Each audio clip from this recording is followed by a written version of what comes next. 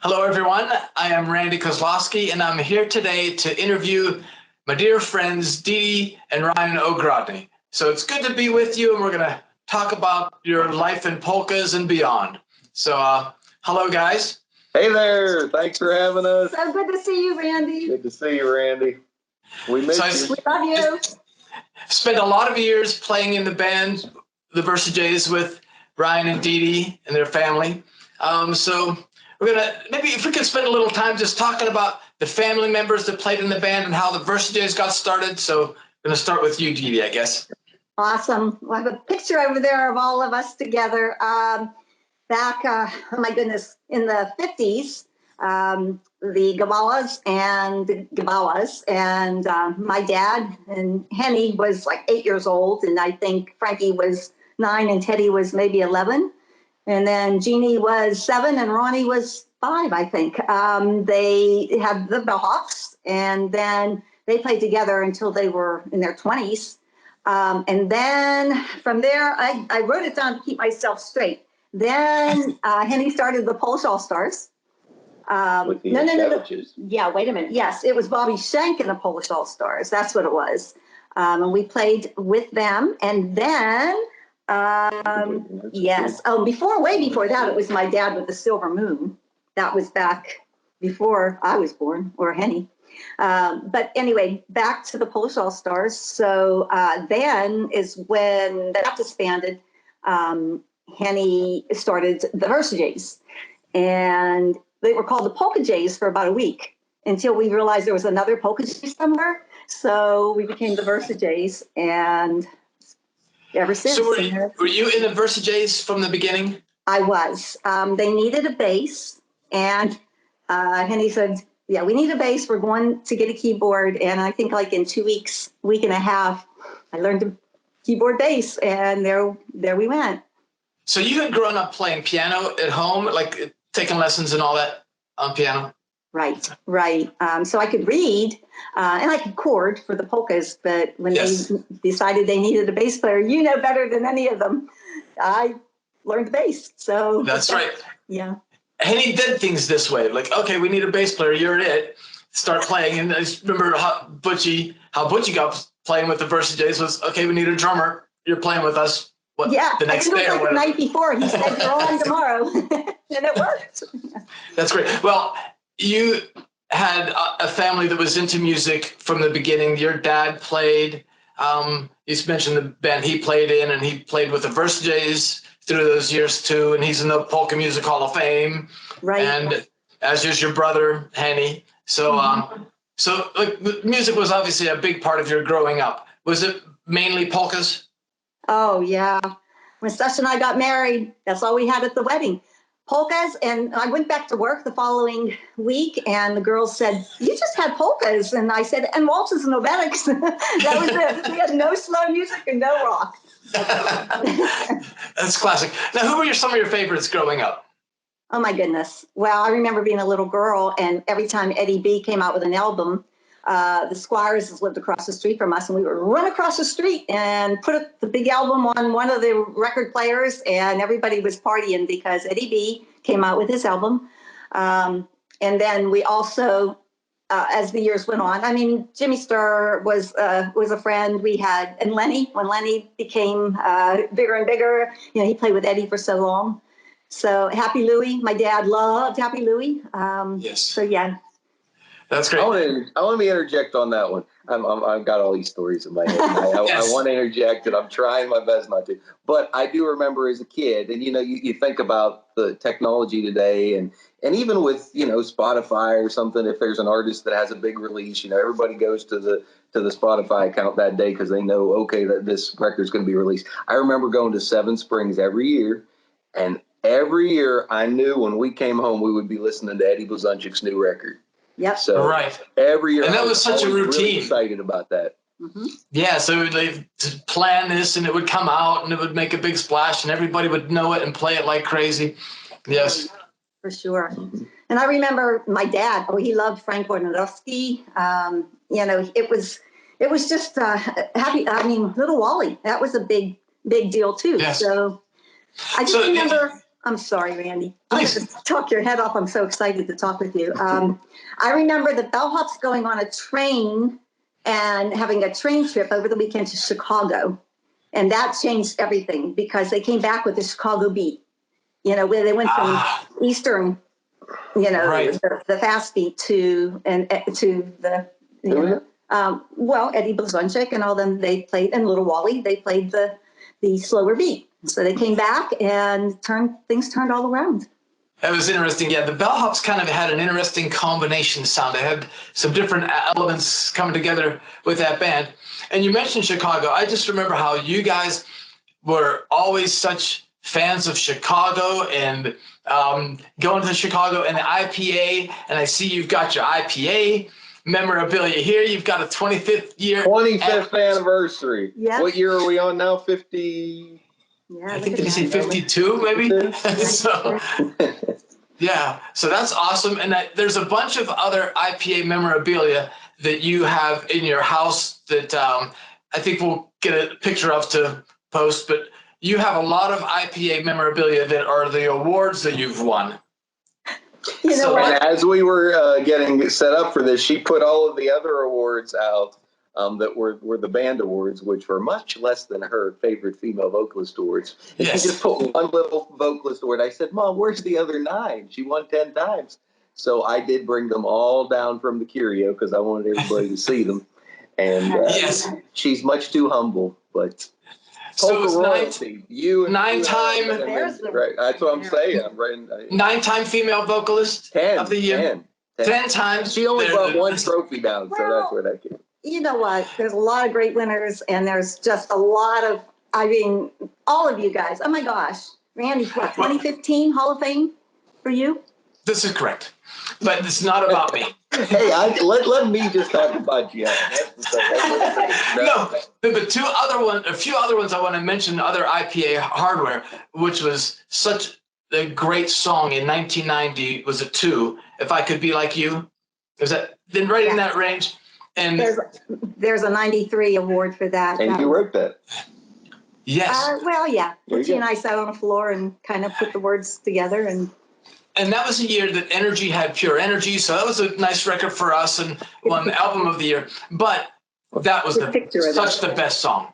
That is such the best song. That's such a wonderful song. And seeing videos, and they're out there on the internet, and I encourage people to look them up, of If I Could Be Like You with Ryan when you were young with Eddie B is just precious as all get out. How old were you then, Ryan? It was in 93, so you were 8. 8 years old. Mm-hmm. I remember, I honestly remember being a little baby and being a little frightened of Eddie, wasn't I, when I was really, really, really young? And then it didn't take me long to realize how wonderful he was and his whole family, and and even still, honest to the dear Lord, when I'm just either down in the dumps or I want to put music on, I mean, my go-to is Eddie Blazonczyk. It really is. Yes. And I love him very much. And it's funny. I know little inflections, and I'm sure you know what I mean, but just little inflections that you'll hear in a horn or a clarinets or just even things that aren't just the note. I know every sound of those records, Yes. just, from the little flutters, maybe a little imperfections, but it doesn't make it imperfect. It just makes it what I know, and I just remember hearing it as a baby. So it's just really cool. You know which song? What's that? I'm glad that you can cut some of this because I'm going to get really excited about this.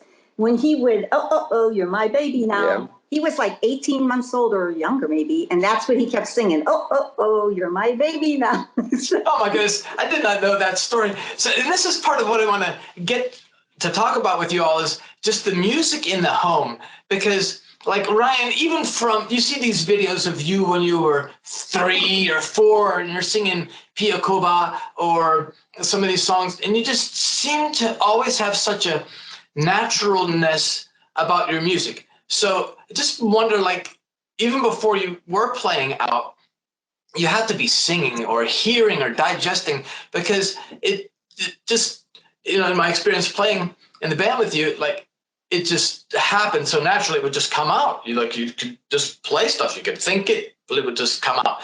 So I just want to hear about like how that happened for you, how that was formed into you.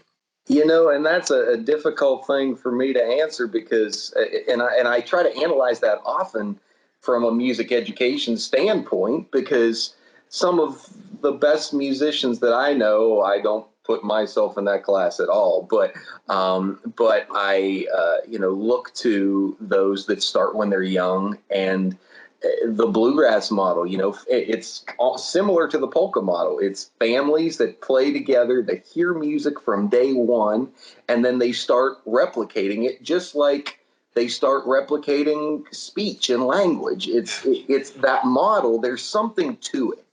And yes. And I really feel blessed to have had her and my dad play music for me from day one, and my grandfather to get to hear him on the fiddle. I mean, it just, that listening aspect, I think when you have enough of that in the beginning, it makes the actual speech or the playing of the music become more natural. But I do, while I'm at this point and you're asking me how I started, I do have to give you props, Randy, because if it wasn't for you, I would have never been, that mute button would have never been turned on. So it was because of Randy Kozlowski that people started hearing me, and I appreciate you, Randy. Well, I'll tell this aspect of your story, which is I can remember we were playing up in the Catskills. This is when I'm early playing with the Versajays, and I'm standing next to you, and like, to this point, a lot of the times you would be turned up on Fiddler's Polka or something that's a fiddle feature song. Okay, fine. But I'm like, I'm hearing all this stuff go on. And like I say about it being natural, it's like you could just play. You could do things that would be like a box part behind a vocal or play a harmony to whatever I'm playing, and it would just come out. And I'm like, this needs to be on. Like we need to be using this all the time. But that's just part of what I say. It just seems like it's so natural for you. And I know being a natural doesn't come without work, but there's still an aspect that it was just so part of you that just comes out.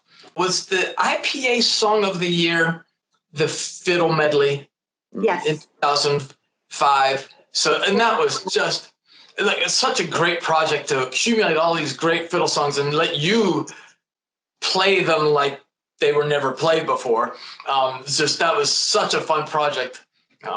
So that was one of the highlights of our life, Randy. It really was. I remember. It really was. Yeah, my gosh. And for those that are my age or younger, you look back, and I've been blessed to get to do a lot of cool things over the past. I don't know how many years. I'm getting old, but I wouldn't trade those days in that band for anything. I mean, it was. You could give me $1 million and I'd turn it down. And so those of you that are my age, no matter where you are in life or what you dream about or what you want to do, like, I encourage you to look at where you are right now and find what you can do of value in the present. Always look to the future and always dream big, but you may be, you enjoy the moment. You may be living a dream that you don't even realize. And then when you look 15 years or whatever down the line, like we are now, I mean, I wish I could go back. I really wish I could relive that. Can I ask, say, some musical highlights or favorite memories that you have? Anything stick out? The Grammys was awesome. So much. Talking about playing music, not about what. No, that's cool. Like this is the big thing. I mean, like that. I mean, that's the way I took about it with music, like. No, that's okay. Playing music, hey, in your playing career, if that's a highlight, that's great. Okay, you want me to talk about me playing? What do you enjoy? I mean, I have so many funny things. Well, go. That's what they want. Give the people what they want. They just want humor. So many things. You know me. I love the polka people. I love being out there and talking. And Randy, you can vouch for all of this too. So every year, one of the festivals, I would go out there and I would talk and have a blast. And then we'd have to play, we'd get on to play, not have to, we'd get on to play late. And by the time we got up there, I was hoarse. Remember? Yes. Because I talked too much. And well, you probably weren't there at the beginning of the set anyway, because you're still making your way through the crowd and talking. So. it's just so, I mean, it's just so wonderful. I mean, you know, even just coming here and the support you still get from the people that you grew up with and that you did all the polka jobs with and all is priceless, you know? And so when you go back to a Springs or to Chicago, wherever you're going, and you get to see those people again, you know, Ohio, whatever, it just... Well, I got a question now. Yeah. So, because I know my answer typically, but is your, I'm sorry, I'm taking your job. Go ahead. I don't even know these things. So, did you ever, like, when you started playing piano, did you just love music? Like, was there like a piece of music or something, a song or something in the book that you're like, I need to learn to play this. I need to, you know, I love this music. Or has it always been about the people? Because that is my question too. That is exactly my question. Is it more the people or the music? Yeah, either answer is fine. I mean, I do it because of the people. I mean, I love music, but it's that connection with people that sets my soul on fire, that gets me to want to play music. But is the music aspect everything? Both. It's both. Because first of all, growing up as a kid, the polkas blared. You had a radio on every different polka station at the same time, because some of them were one in the bedroom, one in the kitchen, whatever. Probably because she didn't want to hurt anybody's feelings. Like she got to listen to this DJ or that well, DJ. you would send in requests, and you would, for a birthday or whatever. And on a Saturday, if you're cleaning, that's what you did. You ran around. It wasn't just about, I mean, I took lessons. I took lessons for 6 years. What's your favorite song you ever played? For lessons? Or anything, just anything. Like, that's what it's. I mean, it was all about the polkas for me. Sure, I used to play Blue Moon and all these other things like that. But if the music went away, Randy can vouch for that. With that kind of music, I had to read it. Where polkas is in your heart, and you, it's different.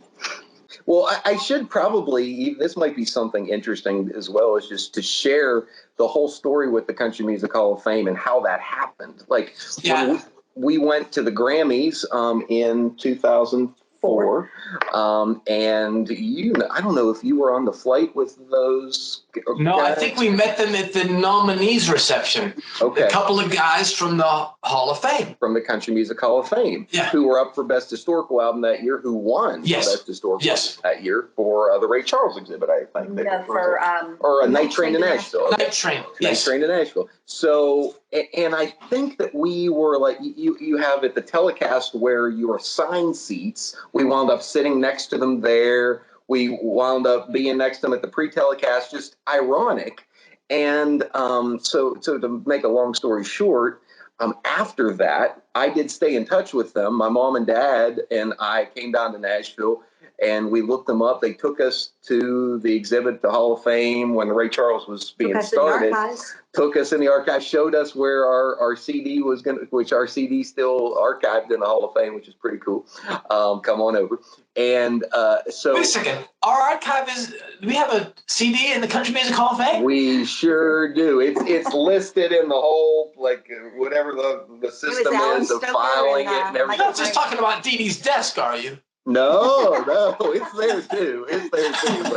But anyway, so I'm trying to make this story short. But anyway, so after my father passed away and we went down to Nashville, I went with X amount of money, and I said, okay, when I'm done with that money, if I haven't made it, we're coming back home. Well, I wasn't ready to go back home yet, so we looked up those folks from the Country Music Hall of Fame, and I said, hey, do you think there would be any work there? So I went, interviewed for a job. My first job was pressing an elevator button at the Hall of Fame. And in my interview, and my mom, again, quit working when I was born. She gave up her whole life for me. I owe her everything.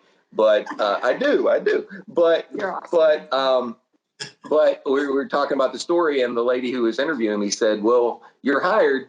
you think your mother might want to work weekends. So she hadn't worked since I was born, started working weekends, and she's kept going up the ladder, and she's now the manager of the whole frontline staff at the Country Music Hall of Fame. So that is pretty awesome. Hire me, and she just won't do it. No, and this was a really difficult time, but also an amazing time. So Stosh passed away in what year? 2007. Oh, 6. We moved in 7. 6. Thank Sorry. you. Yeah. So you had thought about Nashville. You were putting feelers out, doing different things. Can you just kind of walk through that whole progression? So obviously you grew up loving polka music, but you also had a love for country music, and lead us through some of that.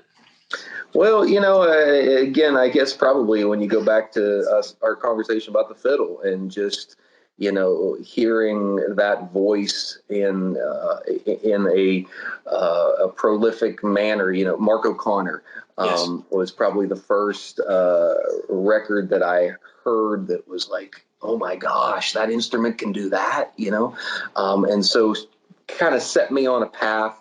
Alan Jackson, one of his Everything I Love record was one of the very first that I ever bought with my own money. And so I started just kind of, my ear was really open to these new sounds that I was hearing in the country field. So it was really my love for the fiddle that led me to start being interested in country music. And then, as any kid, and being from Pittsburgh, and I tell kids this all the time, like, you look at somewhere like Nashville, or you look at New York or LA or somewhere, one of these big spots where all of the people are that are seemingly doing what you want to do. And you're like, oh, okay, my dream is to go to Nashville, and I want to become a fiddle player and play for, Alan Jackson or somebody like that. So that probably was the biggest. The fiddle led me to country music, which led me to Nashville, which then, and my parents have been my biggest supporters my whole life. And they would bring me down here to see what it was like, and met so many people along the way. And so I remember my dad even saying, this was probably a year before he passed away, saying, Ryan, if this is something you really want to do, I'll quit my job. I'll find a job in Nashville. We'll figure it out, and we'll make it happen. And so I just, those words just kept ringing true. And when this, Randy, I mean, not many people are in that situation that, the music and family, just like we talked about in the beginning, I mean, that it's synonymous. It is what it is. And when you remove one of those aspects from the music, it's a really, really hard situation. And you can't walk away from your problems. And you have to handle it the way that you want to handle it. There's no right or wrong answer. It's just in the moment how you feel. And the two of us, we talked a lot, and I was having a really hard time, and I know she was too. But I thought we were going to be there 3 months. Here 3 months. Yeah, I needed a whole new change of scenery. It was like, you know what? If this is really truly what just happened, I have to figure out some way to survive. Not just what am I going to do, but how are we going to survive? It was a really courageous move, I think, to come, but it may have just fit in with there needing to be something. And I mean, I know you believe that Stasha's guiding you and working things out and arranging things, looking over you, and of course it'd be super, super proud. But yeah, coming down, going down, and then having things work out, like, because there's many talented people that go, but like if someone was going to do well, it was going to be someone that people were going to know you, and not only know that you're a great musician, but a good man, good person to have in a band with and all. And, so when we get to hear Alan Jackson, and he talks about what a good guy you are, and no one in the band ever said, oh, who is it? One of the band guys says, I don't think I've heard anybody in the band say anything bad about Ryan ever. Couldn't be said for everybody. No. That's sweet. But just, the one thing leading to another, meeting this person, meeting that. I remember you talking about one of your first sessions down there. They were wanting something that kind of had like a minor feel. And you're like, oh, you used to play that gypsy song. Like you can throw out some licks from that kind of stuff. Then you impress that person. And, So how did the Alan Jackson thing happen? Well, his fiddle player was with him for a number of years. 4 of his guys have been with him basically the entire time, 30 years plus. But his fiddle player lived in Oklahoma, had some family things and had kids, and it was hard to commute because anytime that there would be a gig, he would drive from Oklahoma to Nashville to catch the bus. So he decided to retire. And the funny thing is he's now actually back in the band. He's played acoustic and singing. Oh, really? So I get to be in the band with Mark McClurg, which is really cool. I mean, he's been so kind to me. I mean, all those guys have been so kind. But anyway, so it's probably kind of like when a polka band needs somebody. Right. It's word of mouth. It's like, hey, we need a fiddle player. Who do we know that either will do the gig or we trust enough to recommend somebody? Jeannie, right? And so, well, Jeannie, because of Jeannie Seeley, who's a member of the Grand Ole Opry, we became friends with her very early on when we got to Nashville. And she used to take us backstage at the Opry pretty much on a weekly basis. And I became friends with her fiddle player, Kenny Sears, who Kenny is the leader of the Time Jumpers. If you know that band from Nashville, and if you don't, look them up. Check them out. Check them out. They're amazing. But Kenny, when I first met him, and I tell kids this all the time. So those of you who are aspiring musicians, kids that want to do something, like, ask people if there's somebody that's doing what you want to do, find them, talk to them, ask them how they got to be where they are, ask them for a lesson if it's a musician. So I asked Kenny, I was like, hey, would you give me a lesson? I went over to his house and he was very, very kind. And there were a billion things that Kenny Sears could show me, I promise you. But he was kind and he was like, well, he said, I don't know how much I could show you, but he said, I promise I'll keep you in mind if I ever hear anything. Well, this was like 3 years before the Allen thing came about, and Kenny got the call and said, hey, do you know, we're looking for a fiddle player for Alan Jackson. You know anybody? And he threw my name in the hat. And there was like a cattle call audition. There were like 14 people that went over to one of the band guys' house, and we all just kind of, Bruce was, the drummer was playing like on a little table thing, and the harmony singer was there because I have to sing the high part. And we were singing together and the whole thing, but they narrowed it to 3 people from 14. And Joey was a piano player. Right. And Joey's become one of my best friends too, Joey Schmidt, who was on the Lawrence Welk show when he was playing accordion. Playing the accordion, exactly. Who the 2 accordionists at my wedding, Randy Kozlowski and Joey Schmidt. But yeah, so they narrowed it to 3, and then we went and played a sound check with Alan a couple weeks after, and that was on a Saturday. And honestly, I didn't think I got the gig because, first of all, I had to sing the high part, and when I heard about the gig and it was the high vocal, if you talk to Mark McClurg, the guy that used to do the gig, he talked like this, he's from Oklahoma, but he got a really high voice and everything. And I never in a billion years thought that I would be, singing the high part. And the audition I didn't think went very well. So I actually remember, you couldn't hear. Yeah, there was something going on with the ear monitors, and I had a ton of distortion and feedback and whatever. So I called her bawling after the audition. You drove. And, you had a job on Friday and Sunday in where? Florida. And he drove all day Friday night to Georgia, right? I was playing with Craig Morgan at the time, and I knew that if they found out that I was auditioning for another gig, that probably wouldn't go very well. So we had a day off in between 2 Craig Morgan gigs in Georgia. So I rented a car, just said, hey, I'm going up to, no, we were in Florida. So I said, well, I'm going up to Georgia for a day. I'll be back, whatever. Didn't tell them why. And then the crazy thing is I get to the audition and Lauren Elena is opening up for Alan Jackson. And she has 2 musicians that just stopped playing with Craig Morgan. So I'm like, oh my gosh, they're friends with everybody. Everybody's going to find out. I'm going to get fired from this. I'm not going to get the Allen gig, whatever. But anyway, another long story. Finished, did the weekend. And then Tuesday, Alan played the Opry. And that was the day that he told them who he wanted. And so Joey called me, and again, I bawled my eyes out. I just He called me and I bawled my eyes out. crying is a typical thing for me. So. That's pretty awesome. All right, guys. Love you, Great buddy. talking to you. Love you.